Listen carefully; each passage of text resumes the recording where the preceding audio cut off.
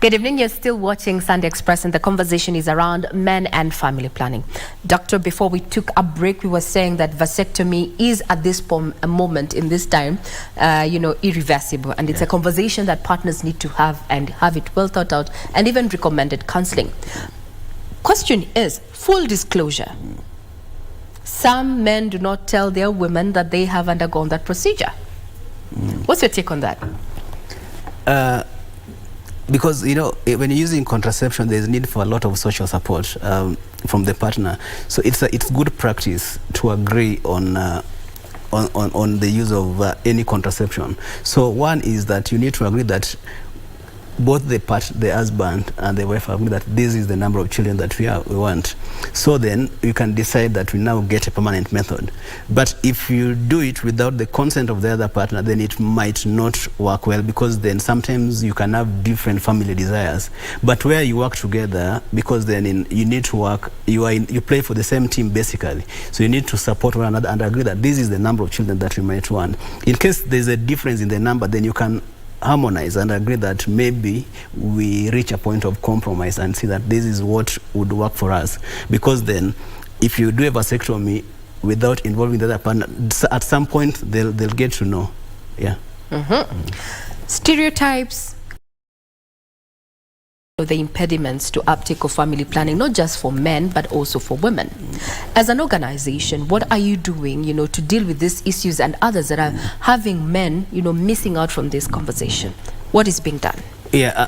What we've done is we've done a lot of male involvement drives where we get male champions. Male champions are people who have used maybe vasectomy, and they know the benefits of vasectomy, so they go to the community and talk to the people about the benefits of using family planning. But we've also used various leaders. We've used cultural leaders to address the cultural barriers. We've used religious leaders. Actually, we had a conference where we brought religious leaders to talk about the need to involve and need to understand the scientific benefits of using contraception, as opposed to maybe opposing a method without any scientific bias, because then this is usually scientific, so you need to have a scientific reason if in case you want to maybe go against. We've also used political leaders to advocate for the use of family planning and use of even vasectomy, for instance.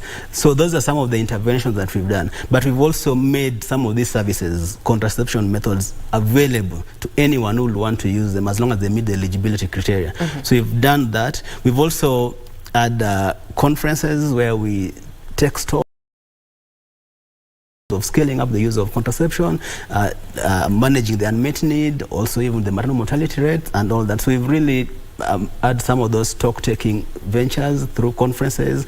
We had one just recently in Kwale where we brought over 500 people to discuss what are the next steps in case we are to go forward as a country. I'd want maybe to pick your brain on, how you have surmounted, issues of religion, because that was a debate that we've had in this country, with a section of leaders saying, we are pro-life. Contraceptives is, we do not want our people and our congregants to actually take that. How is that conversation going?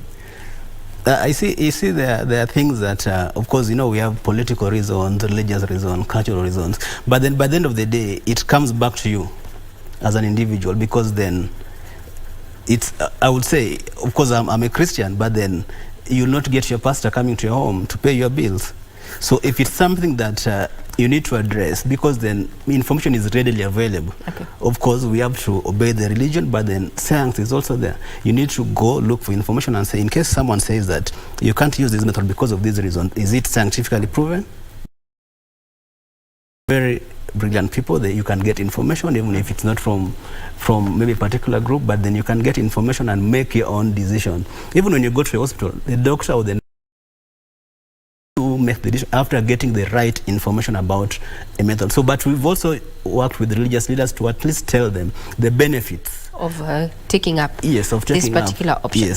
Now, in general, there's a question and an issue of quality assurance when it comes to contraceptives, especially for women that are sold over the counter. You're a doctor working in a private organization as such. How then is this, working against, the uptake of, contraceptives or other family planning methods?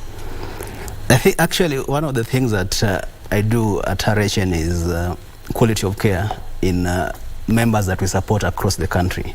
So then we ensure that at least anyone who provides some of these services provides them at the best quality, that you do not get complications.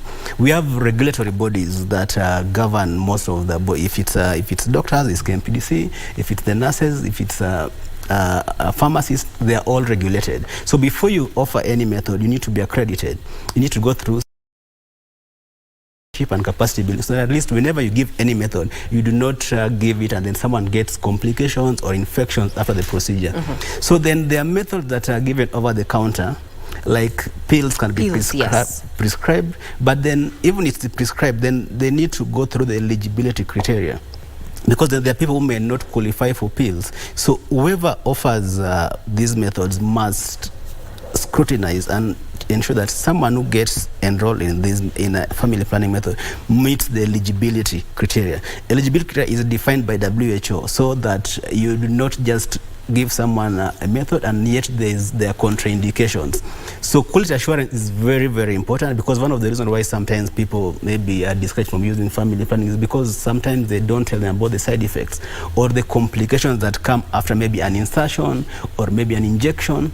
Yeah, so once you focus on quality of care, then it really will help even build numbers. Then does it mean, Dr. that maybe that's one of the reasons why you're taking a certain contraceptive method, but you still end up getting pregnant?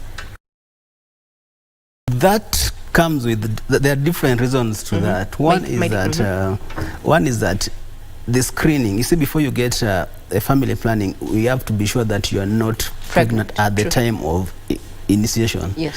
But then sometimes maybe someone could be 1 or 2 weeks pregnant. The provider does not do proper screening.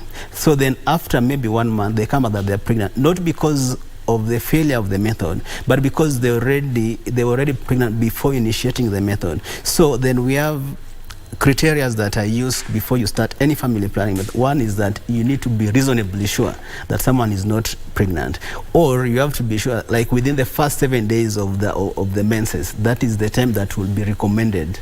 Yes, so that is some of the things. So you need to really screen and be sure that someone is not pregnant before.